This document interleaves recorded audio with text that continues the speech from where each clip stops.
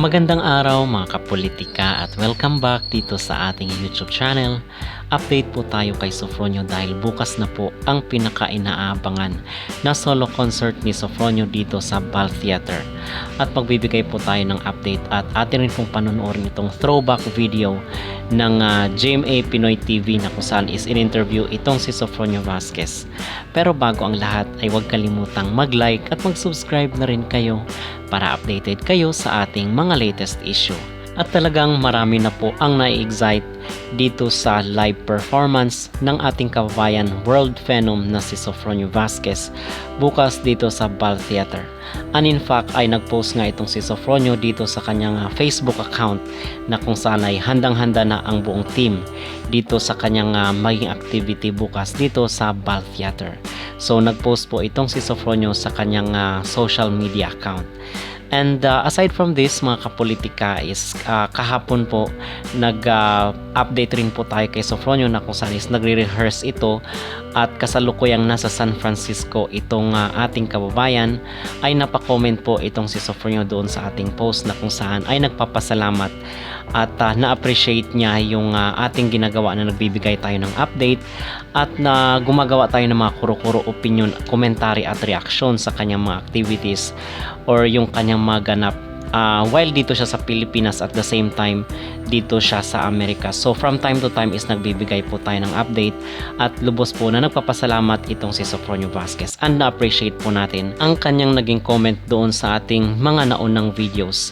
So ibig sabihin ay nakakasubaybay rin po pala si Sofronio dito sa ating YouTube channel paminsan-minsan at sana ay magkaroon ng time or panahon na mag-live itong si Sofronio at makausap po natin siya dito sa ating isa sa mga videos someday mga kapolitika. And besides is nagpost rin po itong GMA Pinoy TV ng kanilang interview dito kay Sofronio Vasquez. So wala namang pinagkaiba yung mga dating conversation ni Sofronio sa mga nag-interview sa kanya, yung kanyang buhay doon sa The Voice USA. Okay, so nabanggit dito ni Sofronio yung kanyang mga struggles. At ang sabi dito ni Sofronio ay minsan nahihirapan daw siya sa pagpili ng kakantahin. And besides, na-mention niya rin po dito mga kapolitika yung kanyang mga plano at yung edge niya doon sa competition sa Amerika. So yung paging Pilipino niya yung nagiging kumbaga yung naging lamang ni Sofronio dito sa kompetisyon. And then dagdag niya pa ay napakalabing daw itong si Michael Bublé, which is ilang beses na po nating na-mention ito doon sa ating mga naunang video. So na-mention rin po pala ni Sofronio yung kanyang pagsusuot ng sombrero. At tayo naman is wala namang problema sa atin kasi sa tingin naman natin ay bagay naman kay Sofronio na nakasuot itong kanyang signature hat dito sa kanyang mga live performance or sa kanyang mga activities. So panoorin po natin itong interview ni Sofronio Vasquez dito sa GMA Pinoy TV. I think ito ay throwback lang doon sa kanyang unang pag-uwi dito sa ating bansa last January. So, di ba nagkaroon siya ng mga series of interviews doon at isa doon ay dito nga sa GMA Pinoy TV. So, ngayon lang po pinalabas ng Naturang Network. So mga kapolitika, kayo po ba ay excited na bukas dito sa maging concert ni Sofronio? At wag po kayong mag-alala dahil tayo po ay nakaantabay dito sa social media. Pag meron po tayong mga masagap na impormasyon, mga video clips or mga update, mga kaganapan activities ni Sofronio, ay agad-agad po natin na i-post ito dito sa ating social media account. Anong nangyari? Pero nung hawak mo na yung phone mo, nakapag-charge ka na, sino ang unang-unang mong tinawagan? Una kong tinawagan, of course, my mama. And of course, iyakan, na proud sila. And she was with my family by that time. Tuwa. Nakita mo ba yun, yung nag-viral? Yung video nila? Yun na nga. Matagal kong napanood. After 4 hours ko pang nakita na nag-viral na pala sila. Grabe kayo ha. Parang nakita na ng buong mundo kung gano'n ka-reaction. Pero na heartwarming. Sobrang naiyak ulit ako nung nakita ko na ganun pala. Kasi ako, I was expecting na nanonood sila. Kasi kumbaga hindi ko naman hawak yung phone ko. So I was expecting na ganun yung senaryo nila. Andun sila sa bahay ng pinsan ko. Ganun. Tapos, Grabe, iba yung Akala ko ramdam nila. mahihimatay nga si mama eh. Oo. Di ba? Nire-remind siya ng kapatid ko. Oo. Ganon din yung naramdaman ko. Ginano lang ako ni Michael Bublé na, hey, nanalo ka. Ganon. Oo. Sarap kasi. Kumbaga, hindi bibigay sa atin ng ilang beses yun. Ano.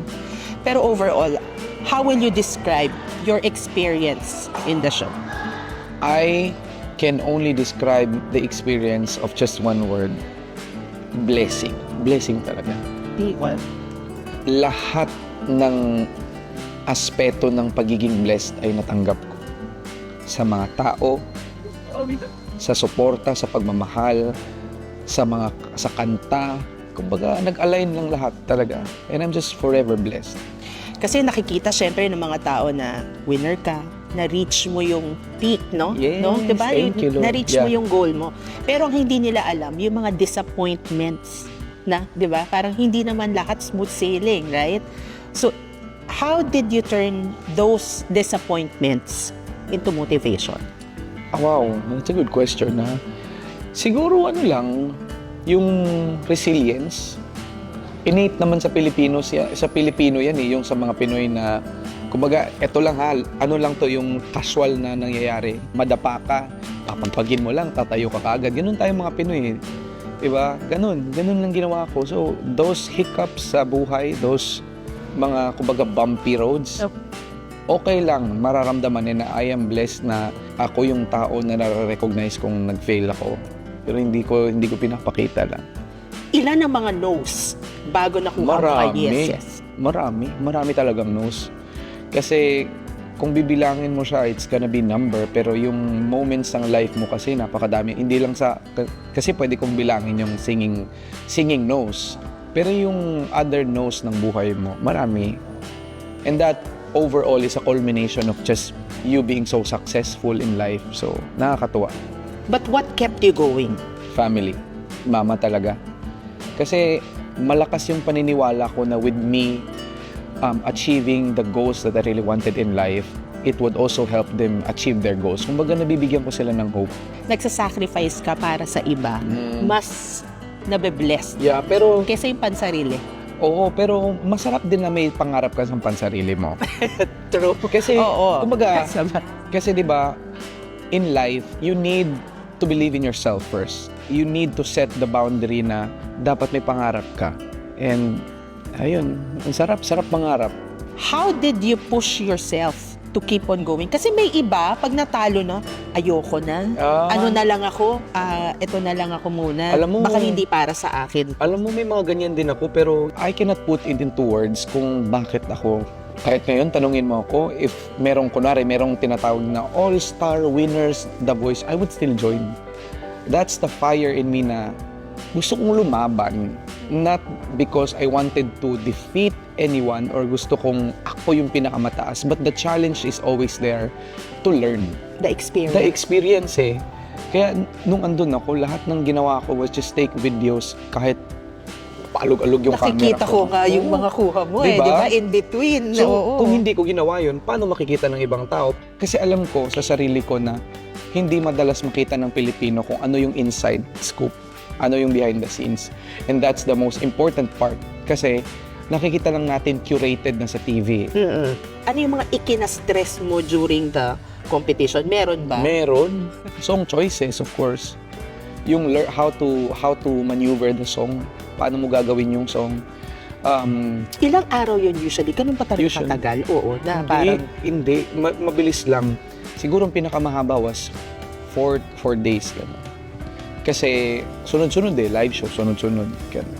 Pero yung mga taping time, may mga 5 days ganun. Pero hindi mo. wardrobe, mga ganun. Oo. Meron din. Yun. Buhok ko. Ayan, Nagbago nga Nagbago, ang pero hairstyle. manipis kasi talaga to. Kaya may mga nababasa-basa na ako na, Sopronio, wag ka nang magsuot ng sombrero kasi nakakapanot. Eh, ganun talaga yan. Ang gagawin ko dito. Diba? But what is the story behind the hat? Ito na nga. Manipis kasi talaga yung buhok ko. So when I was, Ganito kasi yung process ng The Voice. Inaayos muna nila yung wardrobe bago kanila isasalang. Okay. Because you have to wear the same wardrobe for like 2 weeks. Kasi marami kami. Okay. So, nakaschedule kami na, okay, today, etong set na to ang gagawa ng on-cam interview. Tomorrow, magbabanders kayo pero naka-record. So, nakalatag yun. So, the idea was, paano ko ma-maintain yung buhok ko na everyday, hindi ko nagagawin. Okay. And that hat was just a blessing. Pag nilagay ko doon, aba, mukhang pwede yan. Subukan ko nga. Nagustuhan naman ng prod. Kumbaga, hindi unconventional yung pagka-hat ko kasi madalas ang nagsusuot ng brim hats or cowboy hats was cowboy, Mga country country. singers, yes. At Pinoy na Pinoy yung itsura ko eh. Oo. So, naging ano naman siya, naging brand na ngayon na lang. Ano ang plans mo? Do you plan on putting your music there or balik-balik ka? Ano, meron na bang Wala pa eh. Plansya? Ano pa siya ngayon eh, naka-blur pa. Kasi kumbaga marami pa rin ng pinaplansya. Kung yung stay pag-uusapan, I am based talaga sa Amerika. And I would continue to be based there. Kasi minsan lang mabigyan eh. Minsan mabigyan ng pagkakataon yung Filipino or yung Pinoy na, or Asian specifically na magkaroon ng recognition. Might as well use that. What do you want to be known for? I want to be known for as the Filipino phenom. Kumbaga sinabi ni Michael Bublé, He said that. Yeah.